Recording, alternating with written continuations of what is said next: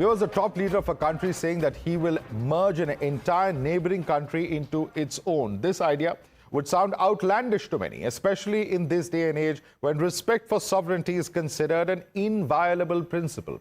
But believe it or not, President-elect Donald Trump has renewed his push to merge Canada as the 51st state of the United States of America. Trump has posted a map of the US which shows Canada as a part of America. Now, this post has drawn a sharp reaction from Justin Trudeau and Canadian officials who laughed off the proposal and asserted that there was no chance of this happening. Now, we're going to give you a quick glimpse of who said what before we really hear out what Trump had to say. Canada and the United States, that would really be something. You get rid of that artificially drawn line, and you take a look at what that looks like. And it would also be much better for national security. Don't forget, we basically protect Canada. I love the Canadian people. They're great. But we're spending hundreds of billions a year to protect it.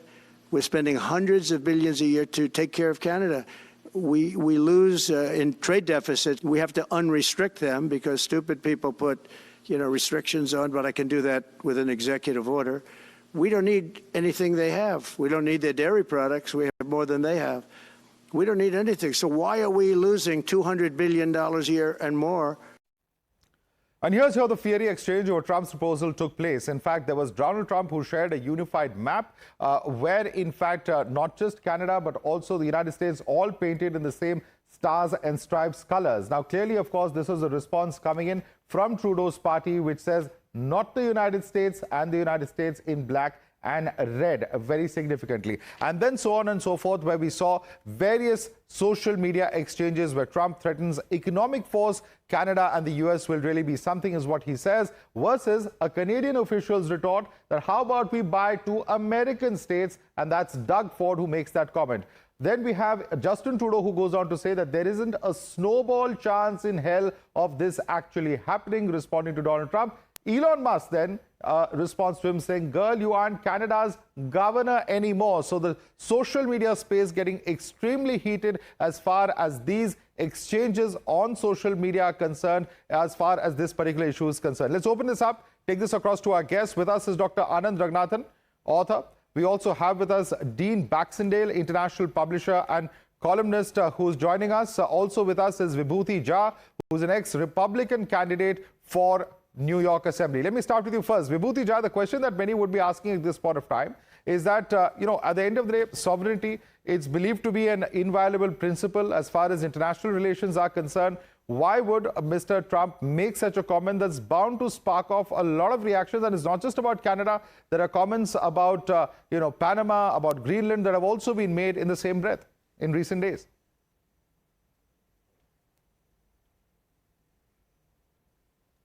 Thank you very much for what happened. Yeah, thank you very much for having me, and delighted to be with you on this particular thing. Here, look, it is very simple. Sometimes politicians need masala, or what is known as a spice, or something to happen around, and you throw a bubble around, and otherwise we won't be talking about it. Think about it from that perspective. I do not think that officially Canada will become the 51st state of the United States. But in all practical terms, Mr. Trump's statement was not insulting. He is only floating an idea. Why not become officially the 51st state? If you don't, we are supporting you in every single which way possible. Become a 51st state. Your basketball team, your hockey team, they all play in American leagues. And your people want to come. And just imagine how many Canadians will be happy to become American citizens. I do not know. Perhaps there will be plenty of them. But there is one thing very important. You talked about sovereignty. Sovereignty is being violated around the world.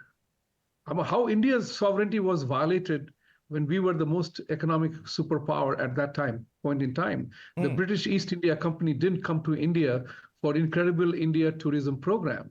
They came to straightaway conquer resources. Okay. The world geopolitics is all about resource management, controlling territories. Okay, let me bring in Dean Baxendale, please, because Dean, the end of the day, what the president or president-elect rather has spoken about is about economics. Sure, there may be a little bit of positioning as far as this is concerned. Perhaps he's talking to his own audiences back home, but largely the idea is one that is rooted in economics and because of the common culture and the common history that the United States and Canada share. Do you share that perception that Vibhuti Jha has just expressed? Listen, I think sovereignty is important, and I think talking about imperialist Britain in this context is not welcome in terms of this particular discussion. We're talking about two of the best allies in the world. We have the longest undefended border in the world. The trade deficit is, by the way, $56 billion. And if you think about it, America is 380 million in population. Canada is about 38 million. And so on a per person basis, America is trading and giving more to Canada than we are to the US. Having said that, they need Canada. We are 30% of all imported oil and gas in America. They would freeze if we turn off the pipes. And certainly the Alberta Premier would not want that to happen for obvious reasons. But if they want an economic, hybrid war discussion, that's fine. But the reality is that we need sober and minds to come together. What Donald Trump has done for Canada, though, in a very short period of time, with the threats of the original tariffs, which are focused around our participation and within the fentanyl ecosystem that is helping finance China and triad operations globally, and terrorist operations, Dean, here's the problem. Is significant. Dean, here's the problem. At the end of the day, all of that ire appears to be directed at the actions of Mr. Trudeau. And it's not just the United States. Yes. There's India, there's China, there's several countries where Mr. Trudeau seems to have committed blunder after blunder, not just internationally, but even domestically. There are many of his decisions that are being very seriously questioned. Yes, and Donald Trump is right on those points, but it doesn't mean taking over Canada or threatening us economically from that perspective. Okay. I think we need to work together, but what it has done is it has brought out the media, politicians, and academics to say, wait a second, we're sovereign, we're Canada, we believe in our country. Thank goodness for Donald Trump in that respect. Okay, He's awoken a sleeping giant. All right, let me bring in Dr. Raghunathan. Dr. Raghunathan, how do you respond to this? Of course, many, taking pot shots on social media. The memes haven't stopped since those tweets first came out. But at the end of the day, there are those in India also who are smirking at this prospect because, of the actions of Mr. Trudeau and what he's done over the last year and a half. And Madhav, we are still a couple of weeks away from Donald Trump's inauguration. We've already started to see what the 4 years have in store for us. No, I think the brilliant thing about Donald Trump is that normally even world leaders, they might be serious or they might have terrific sense of humor. Many have. But they always kept a line between what they saw was cheeky humor and what they saw was serious policy. With Donald Trump, you actually don't know. Something that you might think is outlandish sense of humor, that was absolutely Alice in Wonderland kind of dream or fantasy, tomorrow might be his policy. That is what makes it, in a very surreal sense, exciting the next 4 years. But let me be very honest out here. I think obviously it was a joke. It's something to, browbeat Canada with as far as the economy is concerned, that Donald Trump is doing everyone. You remember his, his kind of jibes at China, jibes at India, at Europe. But the point out here is there are a lot of commonalities between Canadians and Americans, whether they like it or not. There are more states and populations within America that are more dissimilar than Canada and America are similar. Mexico actually has a legitimate claim to California. Where would it end? But okay. I'm saying this at a lighter note, but on a serious note, can we please appreciate Sardar Patel, our own Sardar Patel?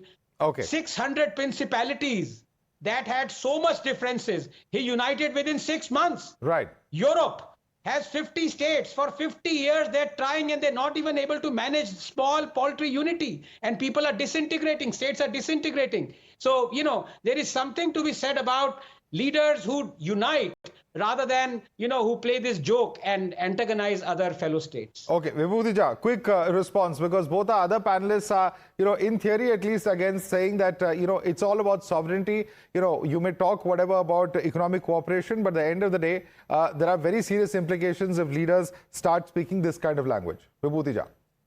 I agree with that. I have no disagreement on that matter. What I'm saying is Mr. Trump is definitely not the usual politician. And every country in the world, all the superpowers in the world, they try to exercise their control over resources via politics or economics. And that's what the game plan is all here. All right. So to the extent that Trudeau has been shown his place, let me put it this way, for the way Trudeau has behaved in his last 5 years of his term, with all the big powers, and he's a tiny, puny member of G7. It won't be a G7 member, but for the American backing. Okay. So the question here is that he was going beyond his boots. All right, Vibhuti ji, I'm sorry I'm interrupting you. There's some breaking news coming in. I'd like to thank you, Dean Baxendale, and Dr. Ranganathan as well. This is big news coming in from Tirupati. In view of Vaikunta Ekadashi, thousands of devotees have been queuing up at various ticketing centers in Tirupati to get Vaikunta Dwara Darshan tickets.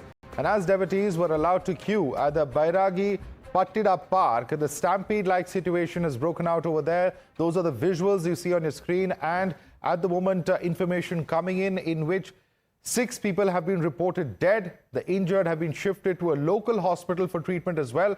Vaikunta Ekadashi Darshan starts from 10th January and is expected to end on the 19th of January. Somit joining us for more on this. Somit, what's the situation at the moment? What are your sources at the TTD telling you? Well, Madhav, very unfortunate incident. Normally, we do know that how thousands will be just waiting to obtain the tickets at the Tirumala Tirupati Devasthanam especially during the Vaikunta Ekadashi. And this Vaikunta Ekadashi period starts from January 10th and is going to end on 19th. And already all special darshans have been cancelled. And Madhav, thousands were waiting there. And immediately after the authorities allowed them to queue up in the lines and allowed them into the lines, stampede-like situation broke out, and 6 people died there at the situation. And even right now, our sources also confirm that, couple of more people are still in critical condition and admitted to the Rio hospital. They are undergoing treatment, and already Chief Minister has spoken to the TTD chairman and also the EO, and also even, Home Minister has spoken to the SP and asked immediately to make all the arrangements, and also at the local hospital to make all the necessary arrangements to give better treatment to the victims who are admitted to the hospital right now, Madhav. All right, we'll have to leave it there. Thank you so much for joining us, Somit, with that update. It's a story that we're going to be tracking tomorrow all day as well.